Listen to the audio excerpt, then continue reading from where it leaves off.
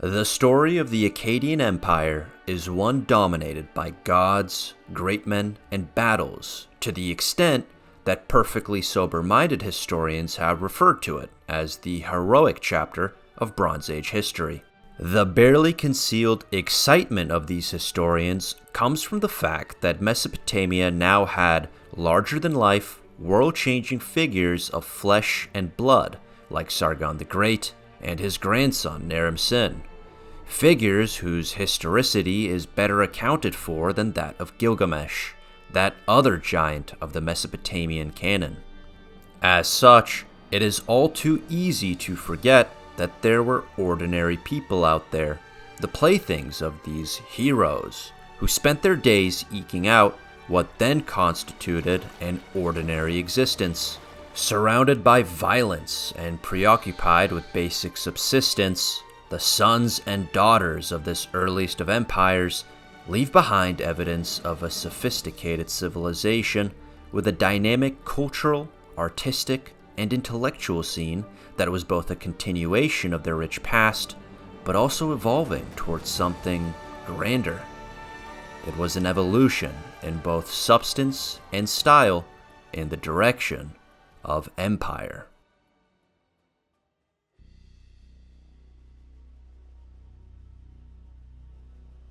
We can characterize the Akkadian Empire as a decentralized and tributary one, affording a significant degree of autonomy to each city so long as it paid up with grain, silver, or other commodities. And because it came so early in the human story, it did not actually call itself an empire. Terms such as emperor or imperial did not yet exist, and so you'll hear me speak of kings and royals today, even if for all intents and purposes, the Akkadian Empire was something very different from the Mesopotamian kings that had come in the past. Now, in describing the Akkadian Empire, I mentioned that it was decentralized. This would be a recurring pattern with pre-industrialized agrarian empires, in which the imperial apparatus is only so sophisticated and the watchful eye of the ruling court extends only so far. Add to that the storied past of Sumerian civilization with its wellsprings of political, cultural, and intellectual innovations, and the fundamentally decentralized nature of Akkadian rule becomes even more palpable. As such, the Akkadians permitted the cities of Sumer to speak Sumerian, worship the same patron deities, and celebrate feast days in accordance with their own calendars. Not only that, the Akkadians borrowed and built on these traditions, co-opting cuneiform writing and the idea of the divine right of kingship. Before Sargon's conquests, the Akkadians had mere hegemons whose legitimacy was derived solely from their ability to overpower or outmaneuver opponents. But once the Akkadians found themselves in control of Sumer, they quickly adapted the idea of universal, God-ordained kingship, which was by then enshrined in the Sumerian king list. This debt to Sumerian civilization did nothing to dampen the seemingly unquenchable Akkadian demand for tribute. In fact, the idea of universal kingship, brought into practical being for the first time, may have merely fueled it. The collection of tribute was indispensable to the management of the Akkadian Empire. First, for feeding the urban population of Akkad and other cities with insufficient grain reserves, and secondly, for the armies that were responsible for squashing resistance at home and securing plunder abroad. Although Sargon initially kept the Sumerian ensies, or lords, in charge of their respective cities, after a series of rebellions broke out against him and his successors, they gradually became replaced by Akkadian ensies. It fell on these ensies to collect tribute from their subject populations. Unlike the Mesopotamian nobility of later times, this new class of ensies did not find it necessary to make any claims about a long and illustrious lineage, most likely because they had no such noble pedigree to speak of. As we noted in the last episode, many of the new Akkadian elite did not even come from Akkad. Instead, this class was characterized primarily by loyalty to the royal family, which was proved through continual demonstrations of fealty in the form of gifts, feasts, military service, able administration, diplomatic entreaties and orations, and of course tribute. In return, Akkadian elites were rewarded with bountiful tracts of Sumerian farmland. Some of this land was newly cultivated, but much of the best land was bought or outright confiscated from the original Sumerian landlords, an increasingly disaffected class that had good reason to be outraged by the ostentatious displays of wealth exhibited by this class of nouveau riche Akkadians. One such display of wealth was the collection of slaves and servants that Akkadian elites would keep sequestered in their household. Most of these slaves had Sumerian or Akkadian names. Some had families, but many were single women who had been taken captive. They were rarely freed, often attempted to escape, and could be branded or otherwise mutilated by their owners. In other words, this was a form of chattel slavery, whereby slaves were property to their owners. However, unlike the slavery practiced by the Romans and other civilizations, slaves were a small minority of the Akkadian population, and were not put to work on vast agricultural estates or grand building projects. Instead, slaves were used for household work, and interestingly, the words for servant and subject were the same as the word for slave. Indeed, in some cases, the lot of an everyday subject of the Akkadian Empire engaged in backbreaking labor in the fields may not have been much better. Let us now speak about what the life of this everyday subject was like. Among historians studying this period, there are two models of the Mesopotamian economy. The first model claims that Akkadian governance involved the redistribution of basic necessities from the landlords to the masses, who were compensated for civic or military service. As such, there was little need for an open market. The second model holds that most of the population tended to be self-reliant and left to their own devices when it came to matters of subsistence and the accumulation of resources. Communities that preceded the Akkadian period stayed intact and shared the risk of bad harvests, floods, and disease. The second model seems closer to the truth and more in line with our understanding of the Akkadian Empire as a decentralized one. There is some evidence of the distribution of rations within the confines of the long-established temple system, army, and building projects. But on the whole, the Akkadians behaved like conquerors.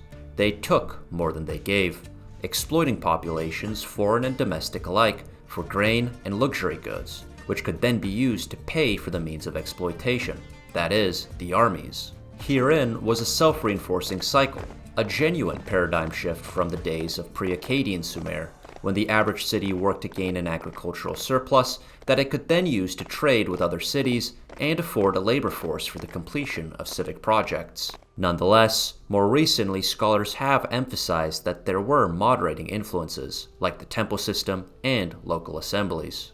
It would fall on the kings of who would succeed the Akkadian Empire to centralize things further, by maintaining a large dependent pool of labor. But the common thread before and after the Akkadian conquest was that agriculture formed the backbone of the economy. Most people worked the land and ate what they grew, or at least what remained of it. These people either owned a farmstead or rented one from a landlord.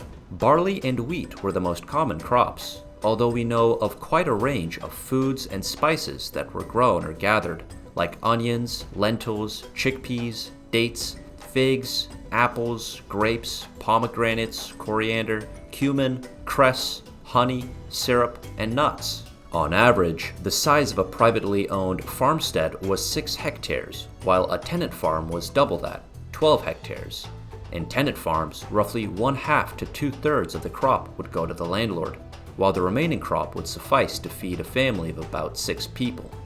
After much of Sumer's most arable land was redistributed to royal favorites, such small farms were joined together to form sprawling Akkadian manorial estates.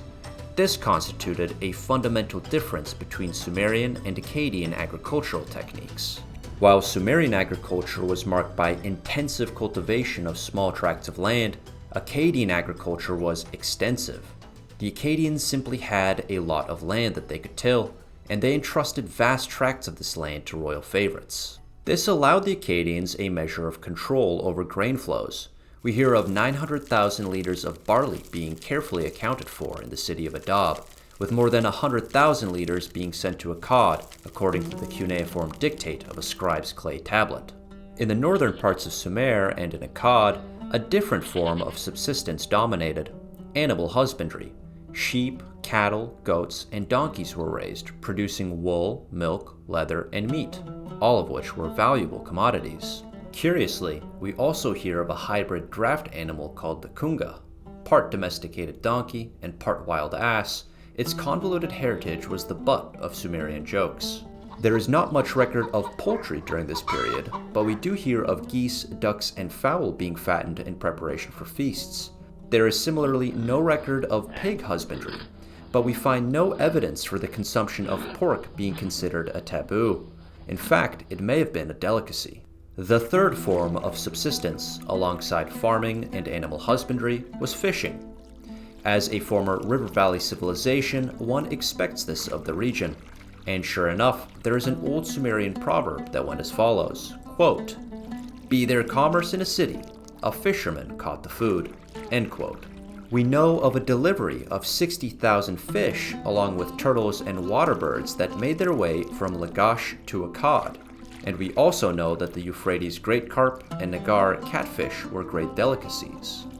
Notwithstanding the importance of this economic activity, fishing was a menial, smelly, and low-status profession. Boat building, on the other hand, seems to have been a greatly respected profession, with chief boatman being an important title at court. Slaves that knew this craft also fetched a better price. And little wonder why.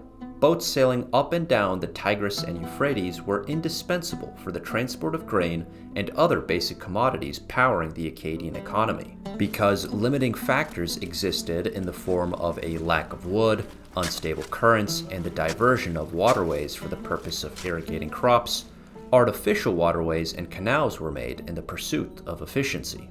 The average Akkadian barge was roughly 5 to 7 meters wide and 12 to 15 meters long, capable of carrying a whopping 30 to 40 tons. The word for great boat was magula, or so we think, while the word for a plain old regular boat was asmagur. But no matter how one subsisted, grain was the most important commodity by far, serving as a sort of proto-currency used for the purchase or sale of goods, lending, leasing, and more. We know, for example, of a temple official in the city of Adab purchasing a journey for 300 gur, i.e. 900 hectoliters of grain. Silver functioned in much the same way, and merchants would source distant goods for people by accepting either silver or grain in exchange. That leads us to the other trades that were practiced in the Akkadian Empire, whose practitioners did not work the land and had to rely on selling their goods in order to provide for their families. Two such trades were woodworking and metallurgy.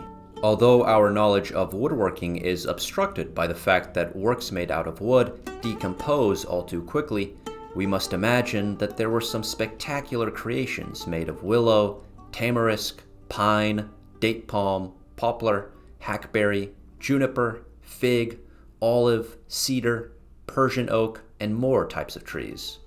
We know much more about metallurgy, which had a long pre-Akkadian tradition. In fact, by the time of the Akkadian Empire, there were already 128 words in the lexicon devoted to the description of copper instruments. But these craftsmen, whether they worked with wood or metal or other materials, did not figure highly in the social hierarchy of the empire, an all too unfortunate mistake of basically all agrarian civilizations right up to the 19th century. Nonetheless, we see the scope and scale of these crafts reach new heights, as for example with the experimentation with alloys. The most famous of these alloys, one of copper and tin, is bronze, which gave its name to this epoch in history. At this time, the bar for what constituted bronze among historians is quite low, at about 2 to 5% tin content. The rarity of tin is what made bronze uncommon. Copper, by comparison, could be sourced from nearby Kurdistan and Iran, and could be combined with silver, arsenic, and lead to form different alloys. In addition to its possible use in alloys and as a proto-currency, we see silver being incorporated into utensils, jewelry, and diadems, which must surely have impressed even as they further widened the gulf between rich and poor. We also observe the first large-scale copper works being made using a technique involving the creation of a wax figure covered in clay and melted so that a clay mold remains. This allowed the craftsman to pour molten copper into it. We do not know if the Akkadians invented this technique, called the lost wax process, only that the scale of it surpassed what came before. In general, a hallmark of the Akkadian Empire, as with many other imperial civilizations, would be the profusion of raw materials that flooded into its borders as a result of conquest and trade, mainly metals, woods, and stones like lapis, carnelian, and serpentine, all admired for their exoticism. This, combined with the eagerness of a newly ascended aristocratic class to display its wealth, created a flourishing market for luxury goods. As such, workshops expanded in size and sophistication, with tasks becoming specialized and mass production techniques being developed, especially with pottery. Now, let us talk about what we know of the people themselves. In inscriptions, we hear the Sumerians called the black-headed ones for their dark hair, though we must imagine that the Akkadians, the Semitic neighbors to the Sumerians, looked quite similar. Men and women alike wore their hair long, and as far as we can tell from the steles, the men seem to have sported mullets. Truthfully, the fact that we can say the mullet is one of the oldest hairstyles out there, and is well attested to by Bronze Age era steles, caught me utterly by surprise. Noble men and women, on the other hand, had more elaborate hairdos, sporting braided coiffures.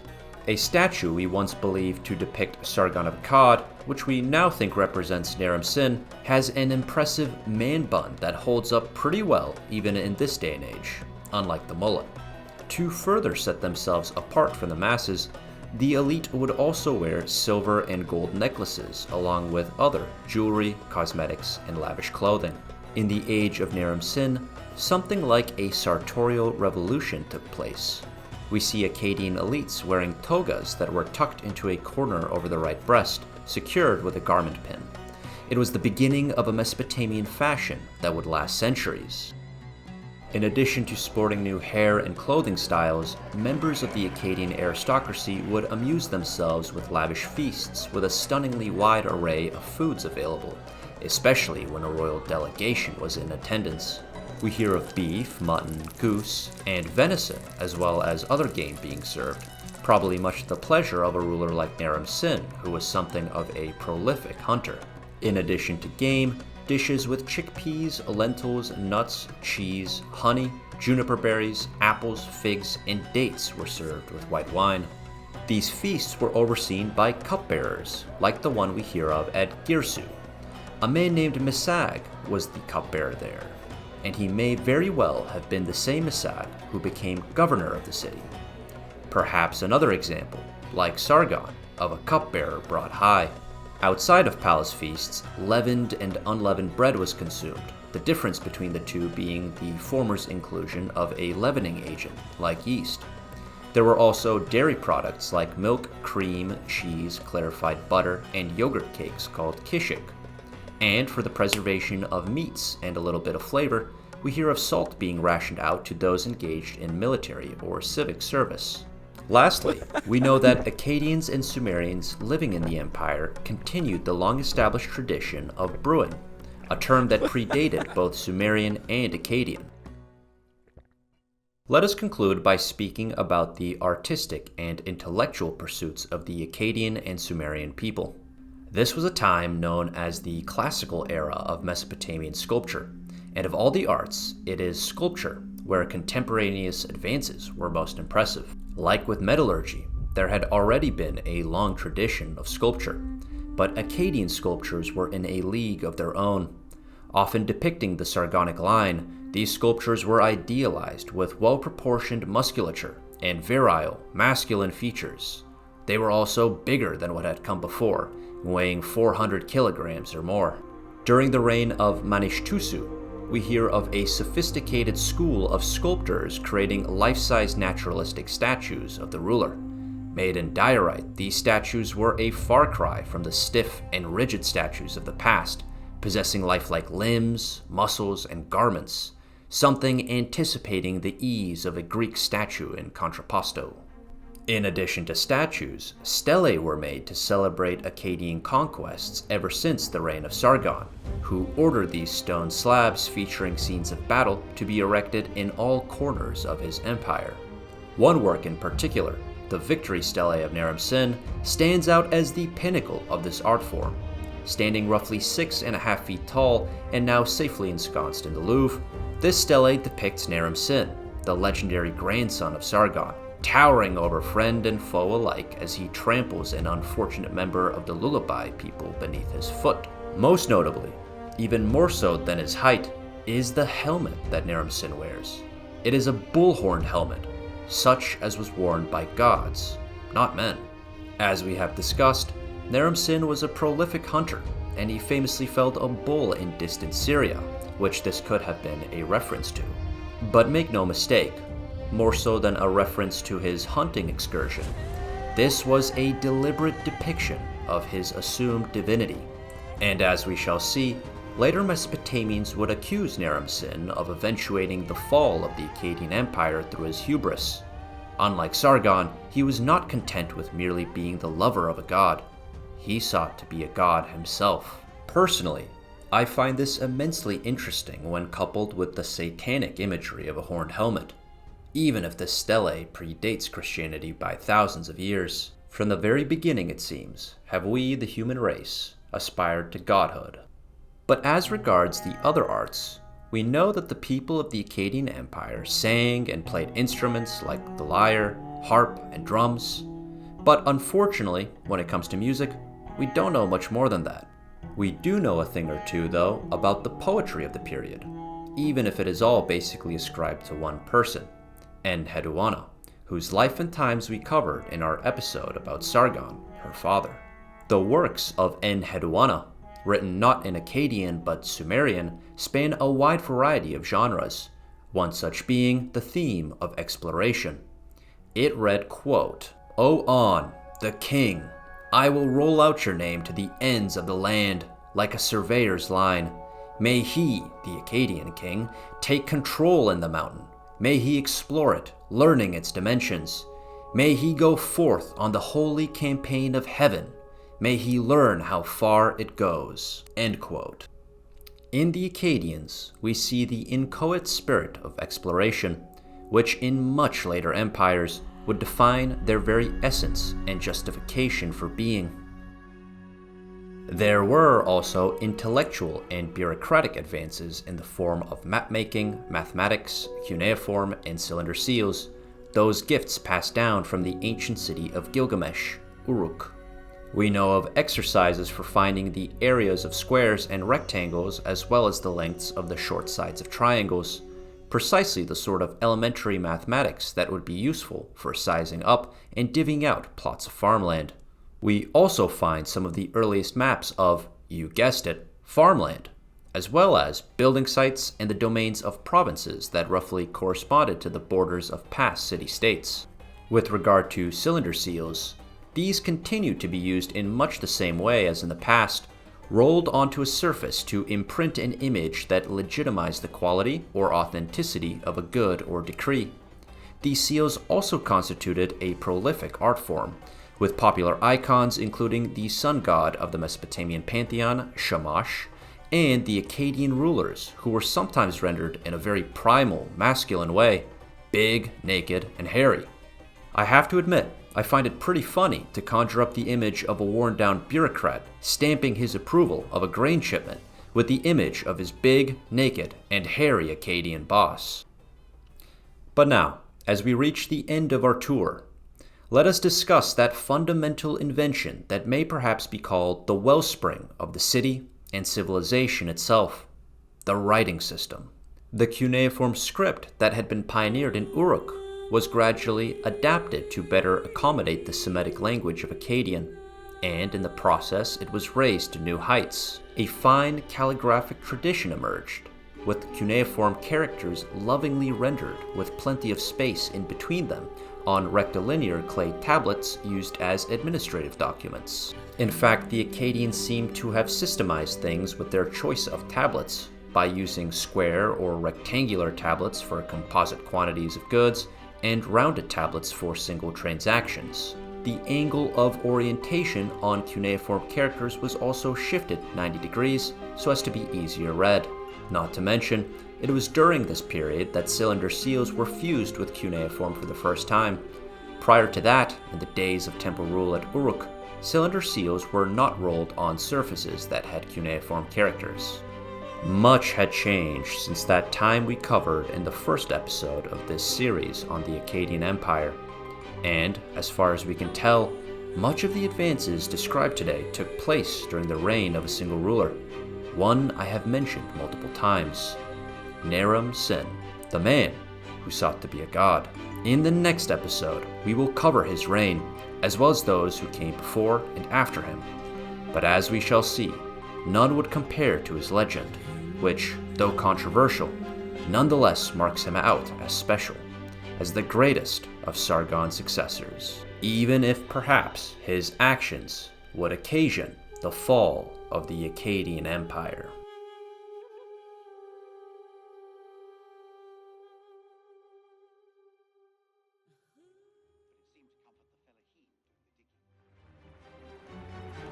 This place has lain undisturbed for centuries.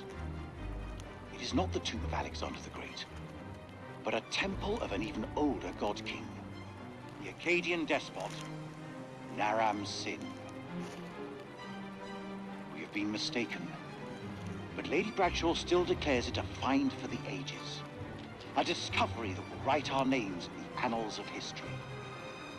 Looking out at this sceptred hall, I have no reason to doubt her.